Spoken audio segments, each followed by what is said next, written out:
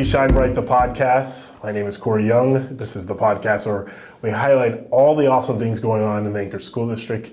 This is a special edition because we are talking to Oumie Fatty-Hydara. She is an alumni of Bartlett High School. You might have known her from the awesome documentary True Colors. She's going to Dartmouth. So it's like an alumni spotlight because she's in school in her sophomore year. We're going to talk a little bit about that. And it's part of the podcast. I thought it'd be cool to have it on here so we can get her sound a little bit more in detail. Because a lot of times when we do like the spotlights, it's about a minute, 2 minutes, but this is a full conversation. So how are you doing today, Oumie? I'm doing pretty good and I feel well rested. Oh, that's awesome. So you're here on spring break or what's happening? Yes, I'm here on spring break. Okay, so tell me, obviously you were on True Colors and you're at Dartmouth. Let's talk about like right now. So what's happening in your sophomore year? What are some of the cool things that you're doing in Dartmouth? Sophomore year has been really good, super interesting. I feel like now I really have a stronger sense of my purpose at Dartmouth and being able to navigate through that. Like I'm involved in a variety of different things. My friends always tell me like, oh my gosh, Oumie, like what are you doing now? You're always doing something. So like I've been heavily involved with cancer research. Actually, when I get back next week, I'm going to be doing a presentation at the Dartmouth Hitchcock Hospital. So I've been invited to present at their grand rounds. Oh, wow. Yeah, so that's a really big honor for me and I'm super excited. So tell me a little bit, what does that mean? We're explaining it to the people out there listening because we're video and also audio, but explain what that means and what will you be presenting? So Grand Rounds, it's a medical education presentation and they do it not very frequently. So it happens every now and then. So a bunch of researchers, physicians, doctors, surgeons, they all come together and they do presentations on their research. So I've been heavily involved in cancer research connected by my mentor who is also a Dartmouth alumni. And I've been doing that with the University of Washington Medical Center for the past almost 1 year now. So as your research, are you presenting, like obviously the whole idea is to stop cancer, cure cancer. What is the research that you're going to be presenting? The research I'm going to be presenting is on a project that we're doing and it's comparing the co-modalities of proton therapy versus intensity modulated photon radiation therapy. Okay, so basically like treatments. Yes. That's awesome. Yeah. So you are going to school to be a doctor, correct? Yes. And what kind of doctor? I know you're only in your sophomore year, but what are you thinking? I'm very passionate about pursuing cardiothoracic surgery. My family is from the West African nation of the Gambia, and a lot of my family has been subject to cardiovascular disease. So I'm very passionate about being able to bridge those gaps, and to be able to do that, I'm very passionate about pursuing surgery. Okay, so you're a sophomore, you're in school. How in the world did you get picked to be part of this? Is this common?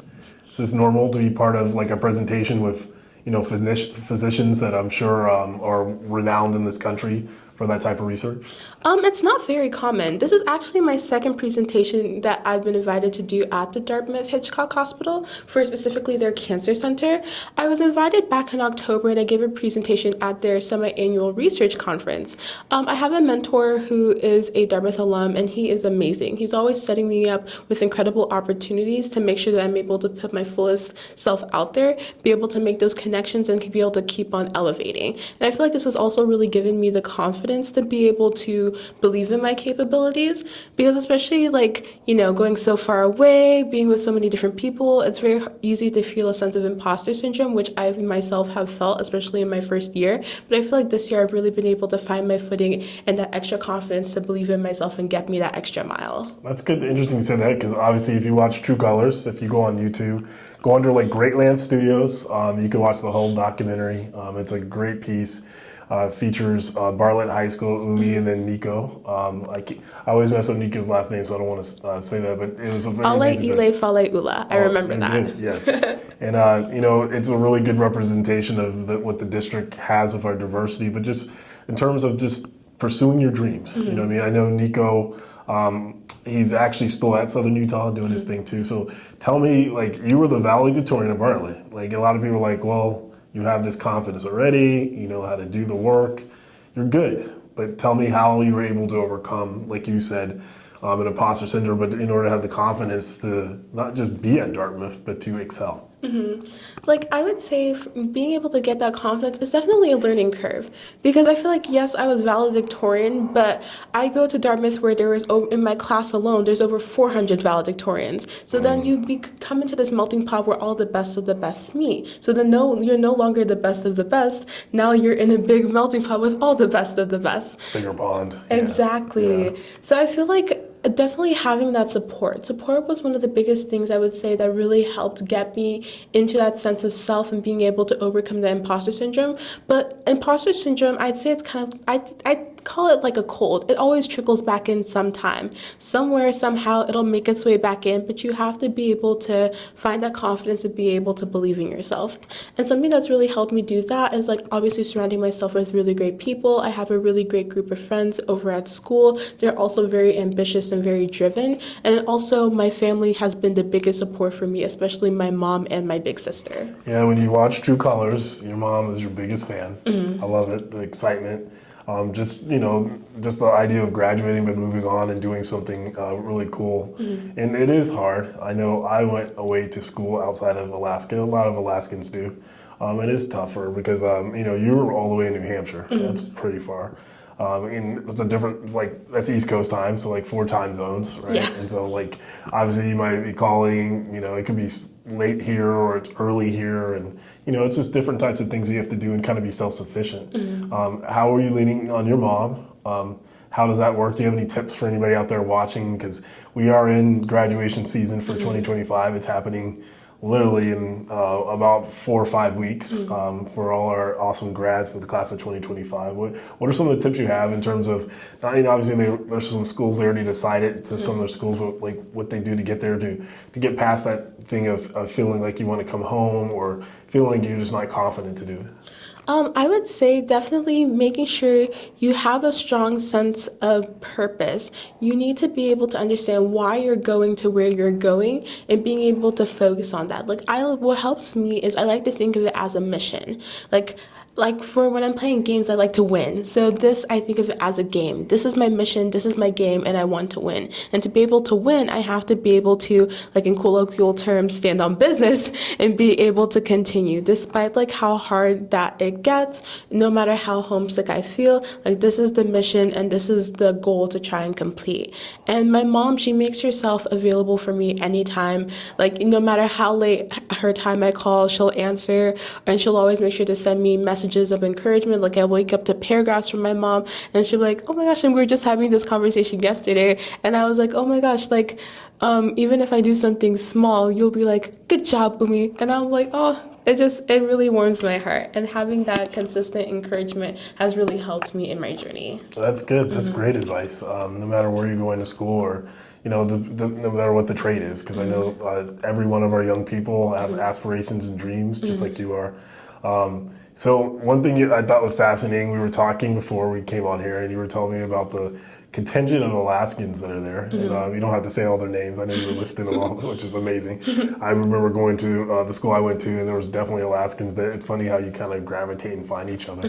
But what are some of the things that you guys do to kind of support each other that are there? I mean, not every school has that big group. At Dartmouth they do, so. Yeah, at Dartmouth, in our class of 2027 alone, we have about 10 Dartmouth students. In the class of 28, I'd say there's about maybe 5 to 7 students. And Dartmouth is a very small campus, very small, okay, it might be a stretch, relatively small. So you see each other quite frequently. I'm always bumping into the Alaska people somewhere, somehow, whether it be at the dining hall, walking across the green, and we support each other. We do dinners, we meet very often.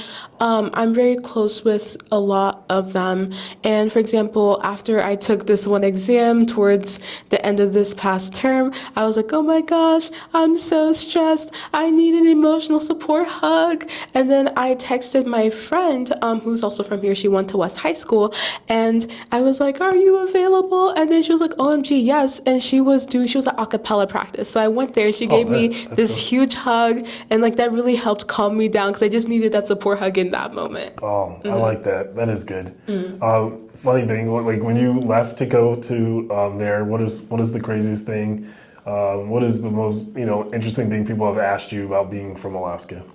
People, so I guess there's a lot of Alaska content out there that I've never heard of. Like, there's like this book I think called Finding Alaska. There's TV shows about people being in the wilderness and eating each other. I don't know. Like, people have asked me, like, OMG, is this really how Alaska is? I remember I was in the kitchen in my building, and there's a group of girls that was with another friend of ours also from here that goes there, and they were asking me if these things were true and stuff, and I was saying, no, and I've never heard of these things. People have asked me if I live in igloos. People have asked me if we have electricity. People have asked me if we drive snowmobiles instead of regular cars. And I'm like, that is all not true. That is true. The funny part is I remember going there and they used to call me Alaska because that's all that really they could think of, you know what I mean? And the same type of stuff too, with the daylight. They were just surprised that there was like an actual normal civilization happening and even talking about diversity and stuff like that. So it's really cool. Is there things that you have, you bring back, from your education? Because you said you went to, what schools did you go to before? You went to Bartlett, but before that? Before Bartlett, I went to Baggage Middle School, and before Baggage Middle School, I went to Wonder Park Elementary. Oh, okay. Shout out Wonder Park. Shout out Baggage. Shout out Bartlett. So tell me, is there things that you remember from teachers from even as Wonder Park, Baggage, Bartlett, that some of the things and skill sets or words of wisdom that you've taken with you as you're in school right now?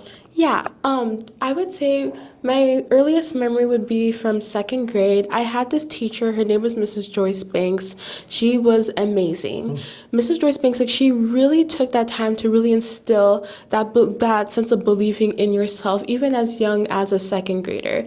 Even when we felt like, this was really hard, or I'm not doing really well in this, she would consistently push me. Because she knew that, she would always tell me that I believe in you. You need to believe in yourself. And she was like, I know you can do it, but you have to make sure you do the work. And I'm so glad that she continued to push me, because those things have been able to help me build that confidence over these past couple of years.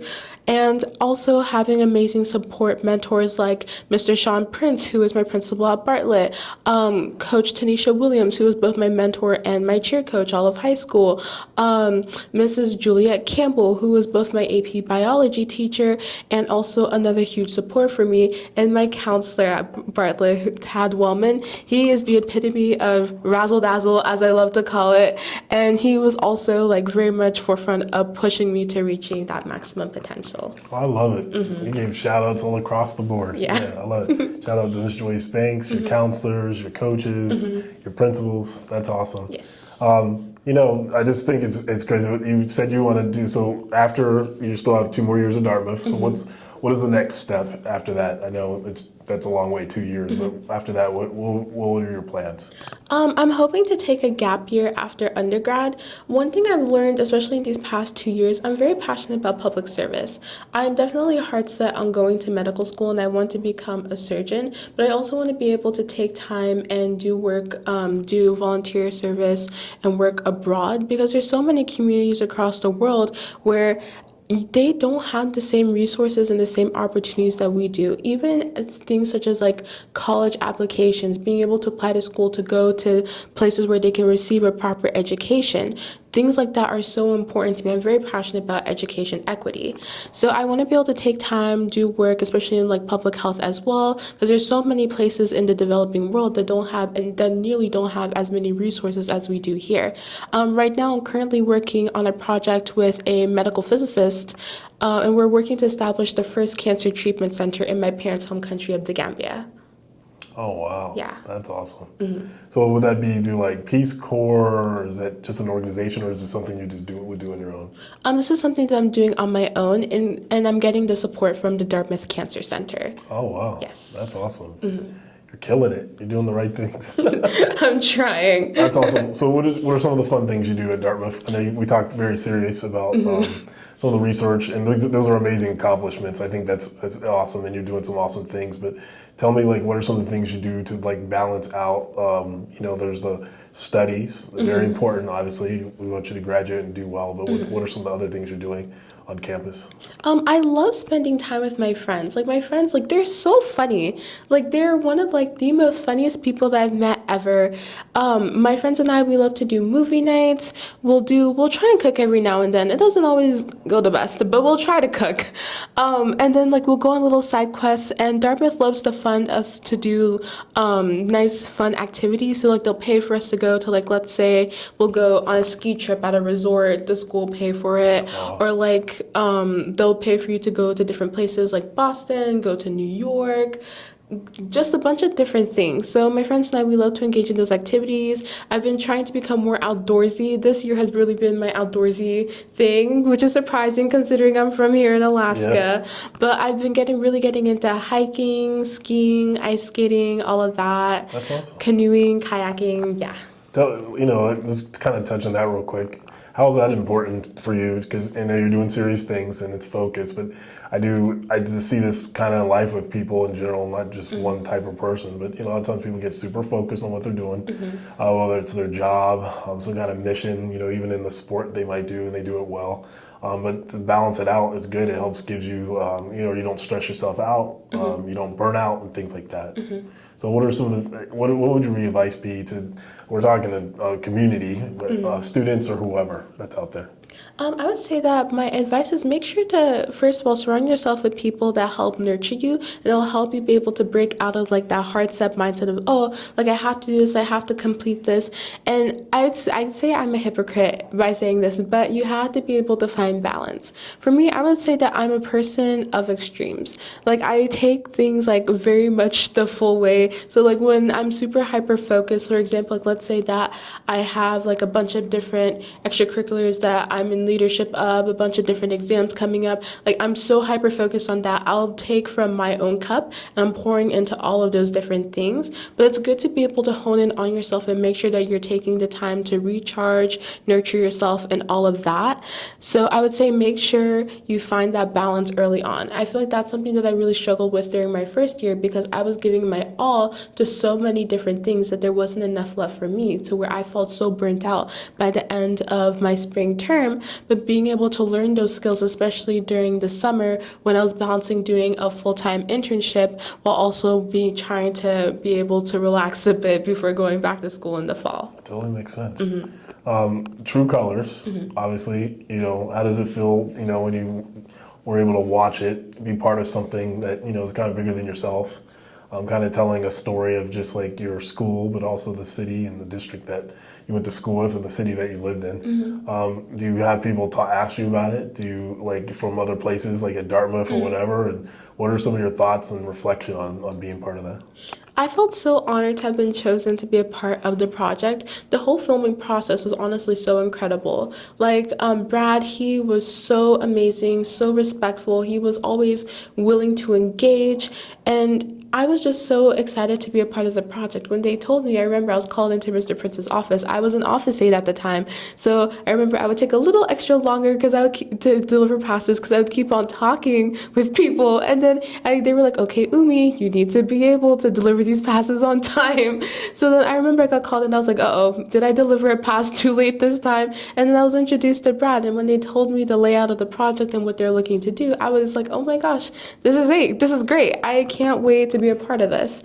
And I have gotten questions about it at Dartmouth. I'm actually hoping to watch it with my friends when I go back this term because like we have not actually watched it. I've talked about it. And I remember my one friend, she's from New York. She was like, oh my gosh, Oumie, Lore Drop, what? You were part of a documentary? And I'm like, oh my gosh, yeah. So we're hoping to watch it this term. Yeah, I think that's super cool. I think it's fascinating with people, the fascination of Alaska, period, but then in terms of just talking about the diversity and things like that. Because it's something that you wouldn't expect in Alaska. You wouldn't expect to have the top 3 most diverse high schools be right here.